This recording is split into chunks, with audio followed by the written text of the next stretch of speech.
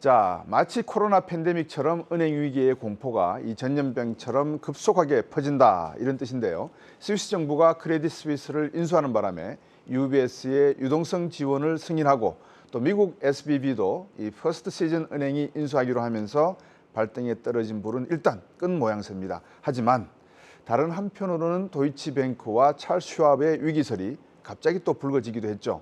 세 분의 꾼들께서 이 SVB로부터 시작된 은행 위기, 과도한 우려인가? 아니면 이제 진정 국면 들어섰으니까 두 다리 쭉 뻗고 주무셔도 되는지 한번 말씀 나눠보겠습니다. 먼저 이선엽 이사님 어떻게 생각하십니까? 우선 은행 위기라는 게 안심할 수 있는 그런 변수는 아닙니다. 네. 특히 뱅크런까지 일어났다라고 보면 굉장히 큰 변수였다라고 판단을 할 수가 있겠고요. 네.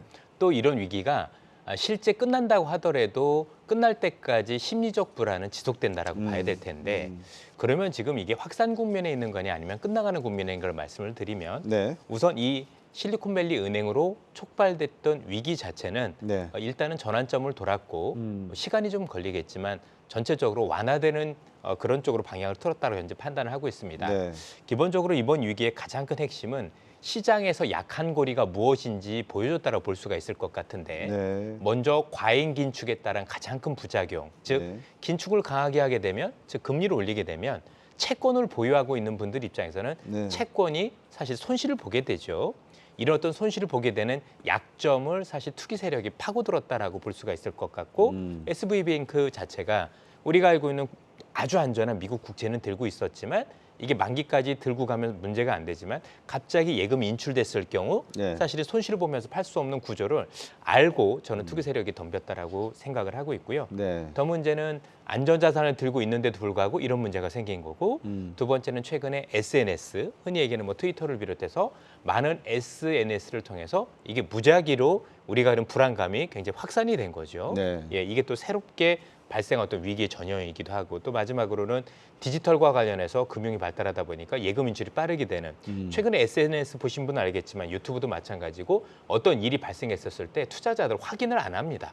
그래서 이게 마치 사실인 거냐 받아들이는 이런 것들이 위기의 전형에 따라 보여지는데 이와 관련한 가장 핵심적인 부분은 첫 번째는 어쨌든 제일 문제가 뱅크런이었었고 두 번째는 뱅크런을 예금으로 막아준다고 하더라도 예금을 보장해서 막아준다고 하더라도 그 이후에 내가 거래하는 은행이 또 위험할 수 있으니 다른 은행으로 예금이 인출되는 게 문제였는데 이와 관련해서 최근에 SVB뱅크가 인수되는 그래서 이제는 내가 거래하는 은행이 다른 데 인수됨으로써 안전해지고 있구나라고 해서 이런 것들을 차단했기 때문에 위기가 여전히 잔존하는 건 사실이지만 저는 위기가 확산되는 국면보다는 시간이 흐를수록 이 위기는 더 완화가 될 것 가능성이 높다라고 보여지고 시장도 이런 점들을 반영하고 있다고 판단하고 있습니다. 네.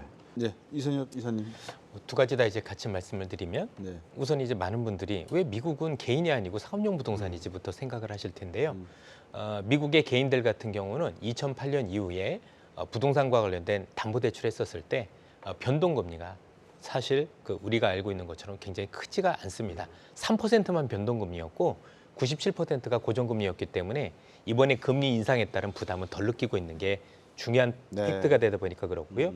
그럼 이제 미국의 상업용 부동산이 문제가 되는 건 확실하죠. 그리고 앞으로도 문제 소지가 굉장히 큰데 이런 어떤 상업용 부동산이 문제가 되려면 크게 두 가지가 있어야 된다고 봅니다. 하나는 우리가 흔히 얘기하는 중소형 미국의 은행들의 위기가 다 불거져서 이 친구들이 위험해지면 왜냐하면 우리가 지금 보고 있는 이 상업용 부동산의 67%가 이 중소형 은행들이 대출해 줬기 때문에 네. 중소형 은행들이 위험해지면 내 거 이제 대출 내놓으세요라고 대출 환수할 수 있겠죠. 네. 이런 위험이 제일 크다라고 볼 수가 있을 것 같고 두 번째는 이 부동산과 관련된 CMBS라는 게 있습니다. 네. 이제 파생 상품이죠. 이것 중에서 정부가 보증하지 않는 넌 에이전시 상품이 있는데 네. 이게 한 2,600억 달러 정도가 돼요. 네. 이게 이제 3년에 걸쳐서 만기가 들어오는데 올해 850억 달러 정도, 내년에 950억 달러 정도가 되거든요. 여기 처음 발행이 어떻게 되느냐 여부가 굉장히 중요한데 연말쯤을 해서 그러니까 연준이 지금은 저렇게 뻣뻣하지만 조금 더 시간이 지나서 이제 금리는 덜 올릴 거고 그다음에 올해 잘하면 내릴 수 있다는 의견을 비추면 10년물 국채 금리가 내려가면서 이 모기지 금리도 같이 끌고 내려가거든요. 이렇게 되면 실제 위기가 현실화되진 않을 가능성이 높습니다. 왜냐하면 지금 전체적인 미국의 연체율을 놓고 보면은요. 우리가 그 팬데믹 때 또는 2008년 금융위기 때 상업용 부동산의 연체율이 10%가 다 넘었었어요. 근데 지금 3.1% 정도의 연체율이는 거니까 사실 연체율이라든가 아니면 현재 차원 발행해야 되는 규모가 나눠져 있다는 점을 감안하면 당장 이게 문제가 되지는 않고 누가 보더라도 연준이 현 상황보다 훨씬 더 많은 금리를 올리게 되고 또 그래서 경제가 너무 안 좋아져서 연체율이 발생을 하고 또는 우리가 알겠던 중소형 은행들이 정말 파산을 해서 대출 회수하게 되는 계기가 된다는 문제가 되는 거지 이런 것들을 하나하나 관리해 나가면 저는 충분히 관리 가능한 위기라고 판단을 하고 있습니다. 네. 자, 국내 같은 경우는 조금 문제가 다르죠. 확실히 미국에 비해서는 보다 위험하다라는 건 알고 있는데 현재 이것과 관련해서 아마 아시다시피 당국에서 하루에 한 번씩 보고를 받고 있습니다. 어디가 무슨 문제가 있고 뭐가 있는지. 이걸 사실 저희는 레고랜드의 행운이라고 하는데 레고랜드 사태 이후에 이 위기가 확 불거지면서 감독 당국이 지금 어마어마하게 철저하게 마크하면서 관리를 하고 있습니다. 아마도 너무 골마서 터질 수 있는 몇 개는 터질 수 있을 것 같아요. 그러나 네. 이런 것들이 조금 더 우량한 쪽으로 번지지 않도록 지속적으로 차단을 할 수 있는 위기 대응을 지속적으로 하고 있다는 점을 감안하면 네. 앞서 말씀드린 것처럼 일부 훼손은 가능하나 이게 전체적으로 금융위기라든가 아니면 시스템 위기로 발전할 가능성은 매우 낮은 게 아닌가라고 말씀드릴 수 있을 것 같습니다. 네. 우리나라 금리, 한은 기준금리하고 미국의 금리가 지금 1.5%포인트 차이가 나요. 네. 학자들이 연구한 바에 따르면 이게 대부분 1.25가 되면 이게 끝이다 이렇게 보는데 1.5까지는 안 돼. 4월에 우리 금융통화위원회 있죠. 어떻게 보세요, 이선영?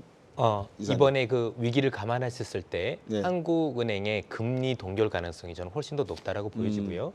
이미 이제 한은 총재도 지난번에 금리를 동결을 하면서 미국 상황을 놓고 이게 안개 속에서 뭔가 운전을 하는 것 같다라는 말씀을 주셨고 그 의미 속에는 일단 미국도 중요하지만 우리가 이미 금리 상승에 대한 임계점에 와 있다라는 걸 얘기를 네. 하신 거죠. 지금 우리 부동산 PF를 말씀하셨는데 이제는 미국도 중요하지만 우리 경제를 신경 쓸 정도의 어떤 그 상황이 왔다라고 판단을 한다라면 이제 미국도 지금 뭐 말씀 주신 것처럼 얼마나 올릴지 알 수는 없으나 전체적으로 미국의 금리 인상이 많으면 한번 점도 편상으로 볼 때 아니면 동결 가능성이 높다는 점을 감안하면 이를 어떤 염두에 두고 뭔가 금리를 추가적으로 올려서 궤를 맞추기보다는 사실 이제 우리 상황을 되돌아보면서 부동산 PF 또 이런 것들이 위기가 될 수 있지 않도록 현실화하기 위해서 왜냐하면 아무래도 더 올리면 그만큼 위기는 더 커지는 거니까요. 네. 거기에 대한 어떤 부분을 하지 않을까라고 판단을 하고요. 앞서도 말씀을 주셨지만 연준이 데이터 디펜던스라고 얘기는 하지만 사실 연준은 우리한테 이미 저는 어느 정도 방향을 줬다라고 생각을 하는 게 네. 연준이 이번에 파월 의장의 기자회견에서 아주 중요한 얘기를 했습니다. 무슨 얘기를 했냐면 이번에 그 이 금융 스트레스가 이 금융 불안이 금리 인상 효과를 줄 수 있을 것 같다라고 얘기를 하고 시작했고 미국에서 나온 보고서는 이와 관련해서 0.5%포인트의 금리 인상 효과가 있다라고 얘기를 했습니다. 네. 그렇다고 본다면 즉 이게 왜 그러는지는 아시겠지만 중소형은행들이 이제 대출할 때 굉장히 타이트하게 하겠죠. 깐깐하게 하죠. 그래서 이전보다 이제 돈을 풀어주거나 이런 염려들이 줄어들다 보니 그럼 이제 연준 입장에서는 어차피 물가를 잡기 위해서 금리 인상을 해야 되는데 이번 사태로 인해서 2번 이상의 금리 인상 효과가 있다라고 한다면 제가 보기엔 이미 점도표 이상의 금리 인상으로 가 있는 거잖아요. 그럼 사실 더 올리는 것보다는 제가 볼 때 동결 가능성이 높다라고 보여지고 원래 한은 총재께서도 당신께서 말씀하실 때 미국의 금리는 5.15 정도가 적당하지 않겠느냐고 말씀을 주신 적이 있어요. 네. 그럼 이미 그게 달성됐다라고 보고 그런 차이를 감안한다라면 금리 동결을 통해서 일단 국내 시장의 안정을 꾀할 가능성이 저는 대단히 높다. 이렇게 보고 있습니다. 지금 주식시장에 반도체, 배터리 외에 뭐 지금 관심 가질 수 있는 종목이 있나 이 생각이 들면 이 두 개 주는 기업 실적도 좋아야 되고 그다음에 치고 나가는 코스피의 기관차 역할을 해줘야 되는데 하고 있습니까? 어느 분이 태조 이방원 말씀하십니까? 제가 있었고요. 예. 이게 뭐 국사와 관련 단체에서 항의도 받기도 했었는데요. 예. 저는 그렇게 생각을 합니다. 제가 이제 주식을 오랫동안 해보면서 이렇게 경제하고 시장이 달리 움직인 적이 있었는가 싶을 정도죠. 결국 주시장이라는 게 경기도 중요하지만 사실 변화를 더 크게 반영한다라고 보여지는데 사실 경제에 대한 전망은 지금도 그렇게 썩 좋지는 않을 겁니다. 특히 이번에 미국의 그 실리콘밸리 은행 사태로 인해서 사실 일정 부분 미국의 경기 성장률이 둔화되는 것도 우리가 감내를 해야 되는 상황이 사실 벌어질 수밖에 없다라고 보여지는데 네. 그럼에도 불구하고 지금 미국이라든가 유럽 아니면 전 세계 각국은 경제 체질에 대한 변화를 시도를 하고 있죠.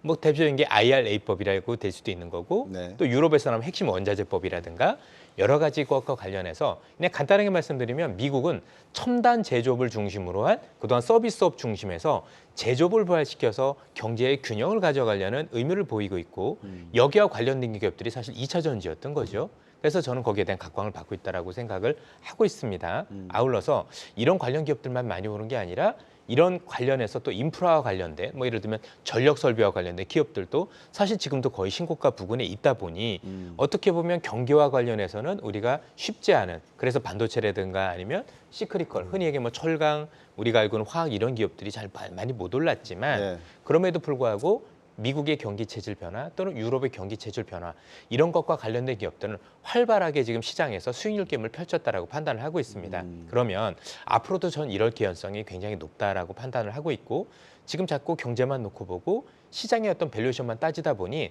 너무나도 많은 수익률 게임을 놓치고 있는 게 아닌가라는 생각을 기본적으로 가지고 있는데 미국 같은 경우가 이렇게 체질 변화를 시도했을 때가 아시겠지만 언제였냐면 항상 인플레이션이 있었을 때였었습니다.